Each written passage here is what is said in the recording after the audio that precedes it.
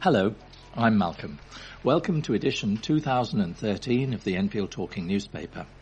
With me on the reading team for Thursday the 13th of August 2015 are Katherin, Ros and newcomer Patricia with Jason on the controls. And the items we'll be reading are the copyright of our local newspapers, the Enfield Gazette and Advertiser and the Enfield Independent. And this week's local stories include a disturbing find of human bones, a sad drowning as an Enfield man saves his son, a mother pleads for information about her son's murder, and Cuckoo's exam results weren't cuckoo after all. But before we go to the papers, we've got one or two reminders and special announcements. And here's Katherin to talk about Sonata. Enfield Talking newspaper is now available on Sonata. Sonata is an internet radio service developed by the British Wireless for the Blind Fund, specifically for use by blind and partially sighted people. Sonata devices are available to buy from the British Wireless for the Blind Fund and require a broadband connection. Listeners who are registered blind or partially sighted, are UK residents and in receipt of means-tested benefits, qualify for a Sonata device on free loan. This means if you receive a pension credit, attendance allowance or a carer's allowance, you may qualify for a Sonata device on free loan. For more information, please telephone the British Wireless for the Blind Fund on 01622 747 757. That's 01622 747 757. To experience a Sonata in action, please get in touch with your listener's representative, Diane de Jersey, on 020 8805 6579. And now, to talk about Diane de Jersey. I'm sure you know by now that you have a listener's representative, Diane de Jersey, who will be happy to help you with any problems or concerns you have about your talking newspaper. You can call Diane on 020 8805 6578. That's 020 8805 6578. Now, here's Ros with the first news item. A brave Enfield dad has drowned after rescuing his young son from rough seas while holidaying with his family on the south coast. The man in his 40s, whom the authorities have yet to name, have jumped into the choppy water after his 8-year-old son was dragged into the sea by a huge wave, which crashed over him as he played near the shoreline at West Bexington in Dorset's Cheshire Beach. The father saved the boy, but was overwhelmed himself by the strong rip-tide currents which run along the stretch of coast. A woman believed to be the boy's mother also tried to pull the youngster from the sea, according to eyewitness accounts, and the tragedy happened on Thursday afternoon. The youngster was taken to a beach cafe with his mum and sisters, and according to reports, as the Coast Guard launched a search for the dad, he was found 40 minutes later unconscious in the water, 100 feet from the shore by a lifeguard crew, who gave him emergency first aid before he was airlifted to hospital on a Coast Guard helicopter, and he failed to regain consciousness. An eyewitness who was on the beach with his family saw the moment the boy was dragged out to the sea and the father diving in to save him. Somebody threw a lifebuoy in, he said, and got the youngster onto the bank where a woman was standing.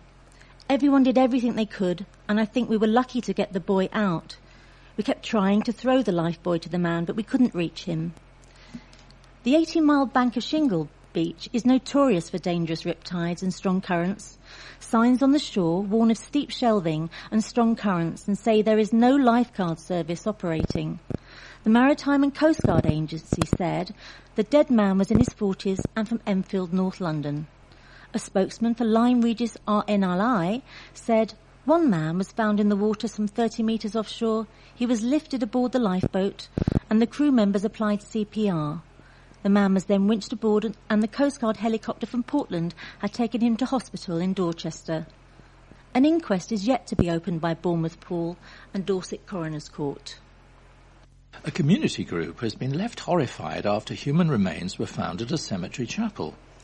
The members of Tottenham Park Cemetery Community Group in Montague Road, Edmonton, have called on action to be taken after they found the bones following a community clear-up day. A spokeswoman for the community group said members had been left appalled by the finding at the scene.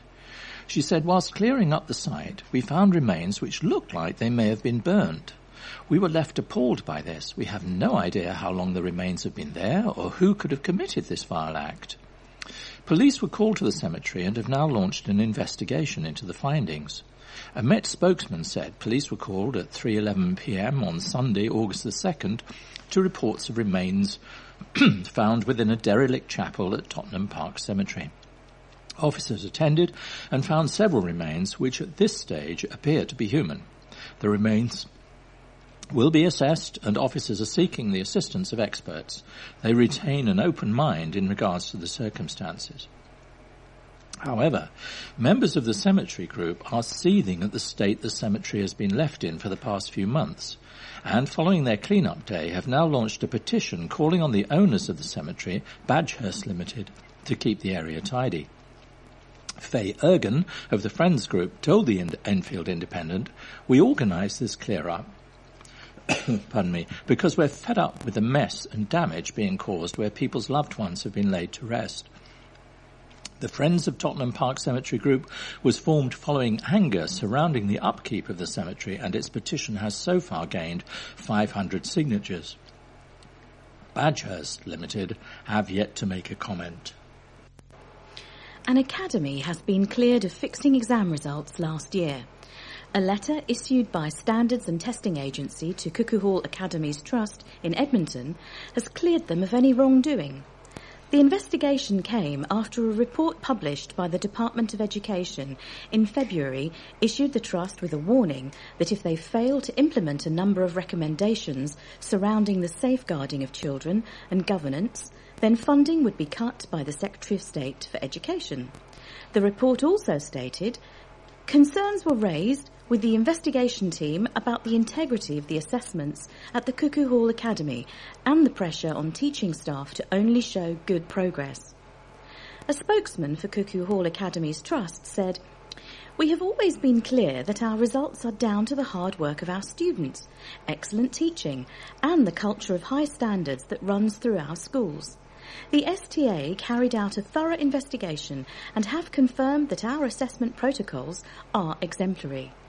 The Academy endured a nightmare end to 2014 when Executive Head Teacher Patricia Sota and Cuckoo Hall Ed Teacher Sharon Armett were both suspended after claims of gross misconduct which resulted in an investigation by the Department of Education into the school. However, the head teachers were then reinstated following the outcome of 2 external investigations. The Trust runs 5 schools in the borough, including Cuckoo Hall Academy, Heron Hall, Kingfisher Hall Primary Academy in the Ryde. A mother has pleaded for anyone with information into her son's murder to come forward. Shakan Sammy Plummer of Finsbury Park was stabbed to death in Berkeley Gardens in Bush Hill Park, Enfield, on January the 30th, following an altercation at a house party. Despite paramedics performing open-heart surgery on the 17-year-old in a bid to revive him, he died at the Royal London Hospital. So far, 9 people have been arrested in connection with the investigation, with 4 released and no further action to be taken. A 17-year-old girl from Winchmore Hill, a 17-year-old boy of Edmonton, a 19-year-old man of Winchmore Hill, all arrested on suspicion of murder, a 29-year-old woman from Edmonton on suspicion of murder and perverting the course of justice, and a 17-year-old boy on suspicion of assisting an offender remain on bail until the end of September, pending further inquiries. However, police returned to the scene yesterday to hand out leaflets and speak to local residents about the incident. Detectives are offering a £20,000 reward for anyone with information into the death of the popular teenager. 7 months on since the death of her son, Shakan's mother, Jessica Plummer, issued an appeal. She said, "I would be very grateful if the people that witnessed my son's murder could come forward to provide the police with information to bring those responsible to justice." Investigating Officer Detective Chief Inspector Jamie Piscopo from the Homicide and Major Crime Command said, "It is believed that Shakan was with 2 friends when he became involved in some kind of altercation that resulted in him being stabbed in the chest. His friends tried to help him, along with local residents, but his injuries were too severe." We still don't know what the altercation was about, and we hope the offer of £20,000 may encourage someone with information, no matter how small, to come forward. Were you in Berkeley Gardens that night? Did you see or hear anything suspicious? Have you heard talk since about what happened to Shakan? Please contact us. More than 300 people packed into St Mellitus Church in Tollington Park, Islington, for the teenager's funeral in March this year. Many in attendance wore an orange tie in honour of the teenager, known as Shak, as it symbolised his favourite colour. Shakan was a student at La Sainte Union in Finsbury Park. Deputy head teacher Fiona Boyle said, Shakan was a highly motivated and able student studying A-levels in history, sociology and business studies, and was in receipt of 5 offers from universities for September. Shakan was a lovely young man who was well liked by students and staff and had a strong presence in the study areas and common room of the sixth form. Anyone with information is asked to call the incident room on 020 8345 3775 or Crime Stoppers anonymously on 0800 555 111. The man hoping to be crowned as the Conservative candidate in the race to be the next mayor of London is adamant that his millionaire status will not alienate voters. On a visit last week to his campaign director, Nick Dubois' former Enfield North constituency, Zach Goldsmith, Conservative MP for Richmond and mayoral hopeful, insisted that his background would not cost him votes. He said, Londoners are not going to elect someone based on where they come from. I don't think that's the way it works at all. The question people have is twofold. Do they like my priorities, and do they think I can actually deliver them? Defending current Mayor Boris Johnson's time in office, during those thousands of families have been rehoused from homes in the inner city to cheaper outer London boroughs, including Enfield, Mr Goldsmith told the Advertiser, I think Boris has done a magnificent job. Mr Goldsmith suggested that the key to solving London's housing crisis lay in building more homes.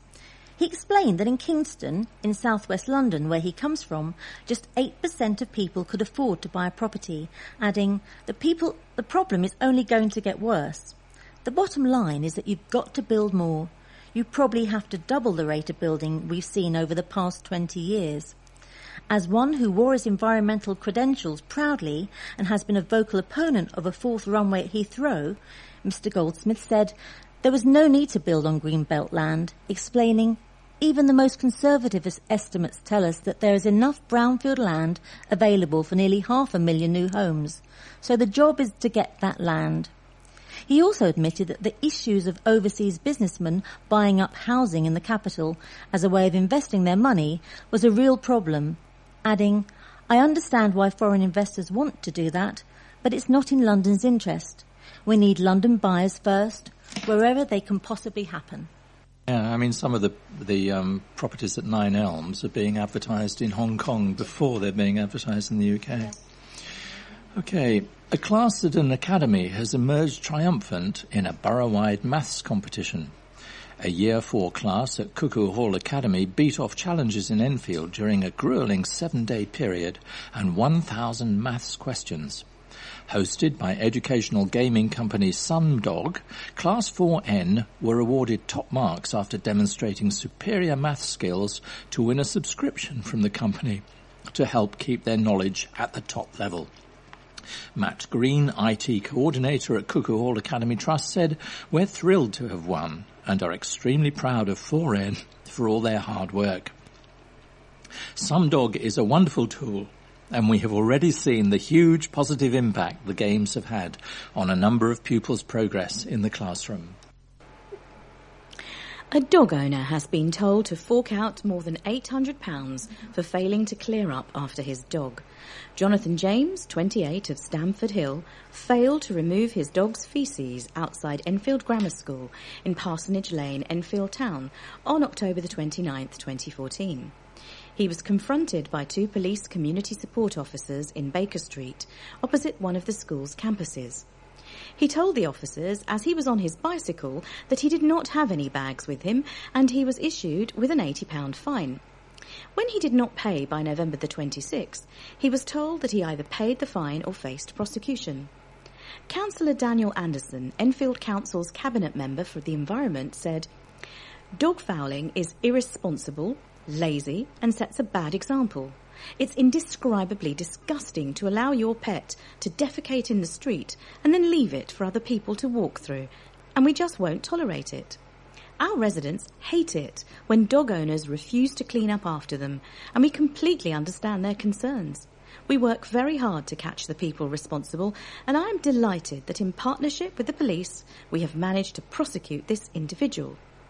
He was ordered to pay a £400 fine, a £40 victim surcharge, and £375 in costs. Calls have been made for local businesses to share space with one of 3 libraries as part of new library plans. An open day for businesses to consider sharing a space with Bullsmore, Enfield Island Village and Ponders End libraries will take place on Wednesday, August the 19th at the Dugdale Centre in London Road, Enfield. Under plans approved last month, the council will keep all 17 libraries open, the highest of any London borough, but create 11 community libraries, sharing premises with other groups. Mobile libraries had more than 5,000 visits during 2014, with 83 active adult users at the cost of £70,000 a year. Councillor Aifa Orhan, Cabinet Member for Libraries, said, "As part of our library strategy, we can offer additional services by working in the same building with other organisations. It's an exciting development." The local authority hopes partners will provide community services which support the council's aims. Councillor Orhan added, "I look forward to meeting organisations from our voluntary and community sector at the open day so that we can take our plans forward." Excitement is mounting as Palmer's Green's literati pour over hundreds of short stories in a bid to choose the spookiest of them all. Since the competition to find the scariest story penned by children from schools in and around the Palmer's Green area was launched at the start of the summer, almost 200 youngsters have put pen to paper to tell their tales. Palmer's Scream Festival organiser Carl Brown has told the Advertiser that after weeks of reading, the judging panel, made up of a raft of local authors, including Alex Wolfe, who launched the competition in June at Walker Primary School in Waterfall Road, Southgate, is on the verge of announcing the 6 winners. "I am told that the standard of entries has been exceptionally high," said Carl. "The announcement of the winning entries will be made next month, and there are some great prizes for those winners.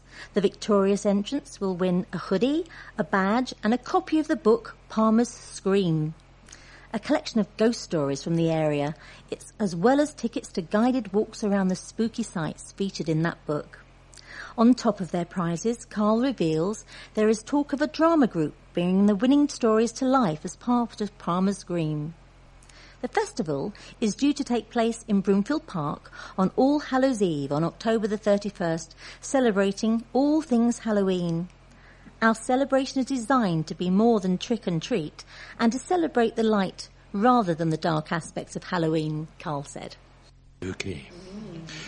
A bartender has mixed his way into the final 3 of a national mixologist competition. Christopher Thulis has reached the final of the TGI Fridays mixology competition, beating off dozens of the UK's finest bartenders in the semi-finals.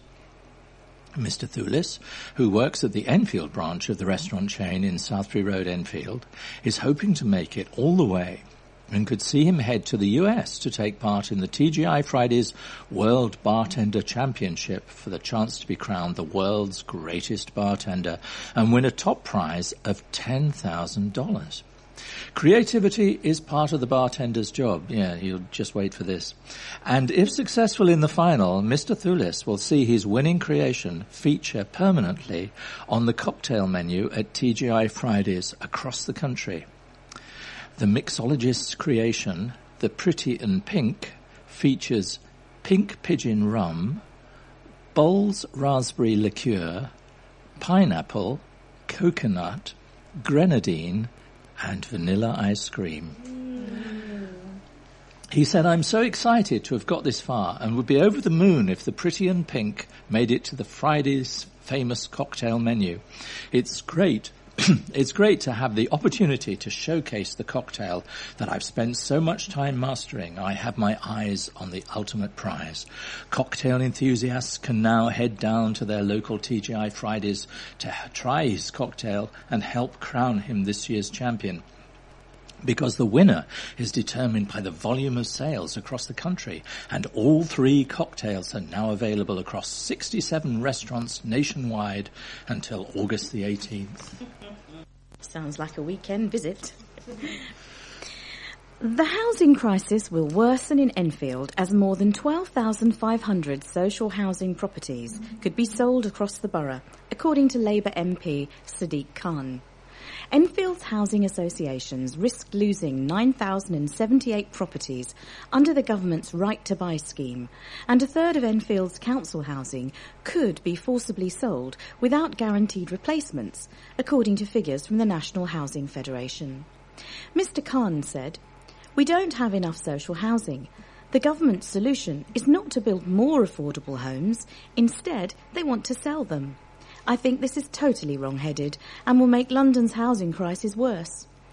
Although the government is yet to publish its housing bill, Mr. Khan said there is a good idea what will be in it. He is proposing an amendment which will protect social housing by guaranteeing replacements for any property sold. The current plan is to compensate housing associations with proceeds from selling the most valuable third of council houses. A representative from the Newland Housing Trust, which has a development in Enfield, said they are unsure what will be the impact of the Right to Buy scheme. Enfield Council's Cabinet Member for Housing was not available to comment. A second illegal encampment has been removed in less than a year in Upper Edmonton. The camp was found and cleared by the police from an underpass at the North Circular in Advent Way, Upper Edmonton, within half a mile of a previous illegal encampment that was revealed by the Enfield Independent last year. Officers attended with bailiffs and homelessness charity Thames Reach to enforce an eviction order secured by landowner Thames Water. It has not been confirmed how many people lived at the site. However, photos tweeted by the police show at least 4 mattresses, 4 tents, and a dilapidated shack. In September 2014, an encampment of Romanian immigrants were accused of turning a beauty spot into something that resembles the backstreets of Rio by Transport for London. A spokesman for the police said, on Thursday, August the 6th, at approximately 8 a.m, officers from Enfield Borough attended a temporary camp that had been constructed on land between Harbert Road and the A406 North Circular flyover. Eviction notices had previously been served by bailiffs on behalf of Thames Water. Police were present to prevent any breach of the peace whilst the bailiffs took action. On arrival, it was found that all the camps were already abandoned and personal belongings removed. Enfield Police said the camp would be demolished over the next couple of days. Aches and pains, particularly when it comes to muscular joints, aren't always a sign of something sinister, but these common complaints can develop into heftier problems, especially if left untreated. A whopping 31 million workdays are lost every year in Britain as a result of such musculoskeletal issues, according to the Office for National Statistics, with it being the number 1 cause of workplace absence. Despite this, 30% of Brits do not see these conditions as a serious problem.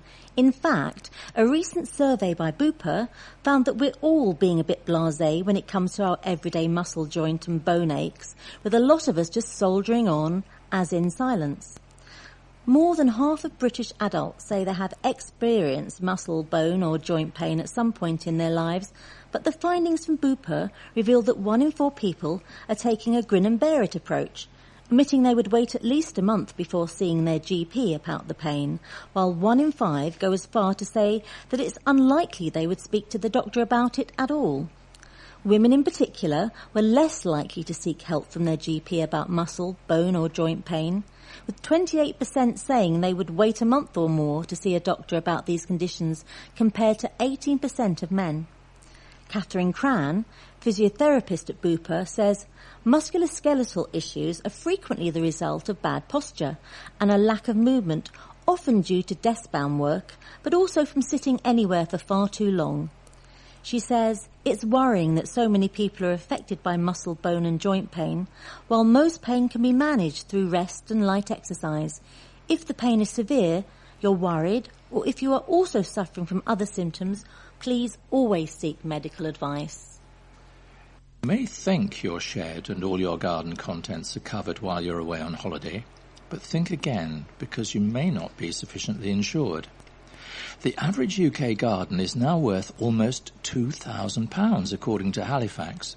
Expensive patio furniture, heaters, barbecues, children's play equipment and ornaments left out on display can provide rich pickings for thieves.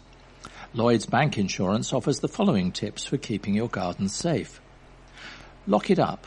Always ensure garden sheds, gates, garages and outbuildings remain bolted with a secure lock, and make sure there are no gaps in fences or bushes for thieves to slip through. Put bricks or stones in the bottom of patio tubs to make them more difficult for would-be thieves to carry off. Tag it. Mark valuable items such as patio furniture and ornaments with your postcode, and keep photos of your garden valuables in case anything is stolen or vandalised. And if you can't block access to your garden by locking a gate, high walls, spiky fences and prickly bushes can make it more difficult to get in. Create a noisy entrance. Filling your driveways or front paths with pebbles or gravel can help you hear someone approaching your property. And avoid leaving tools, lawnmowers and bicycles in plain view in the garden. Always lock them away out of sight. Remember, tools and ladders could be used to break in too. A 16-year-old boy is one of 4 to have been charged with conspiracy to possess a firearm and intent to endanger life. The teenager from Upper Edmonton, who cannot be named for legal reasons, along with Caleb Winter, 18, of Ripon Way, Boreham Wood, Elvis Kisikidi, 19, of Gurney Close, Barking, and Olutunji Ladejobi, 20, of Araglan Avenue, South Ockendon, Essex, will all appear in court again on August the 19th. The 4 men were pulled over by firearms officers while driving on City Road, North London, and were charged at Highbury Magistrates Court. 2 other men, aged 18 and 25, arrested in connection with the investigation, have been bailed until October. As we come to the end of side 1, please stop your machine, take out the cassette, turn it over, and start side 2.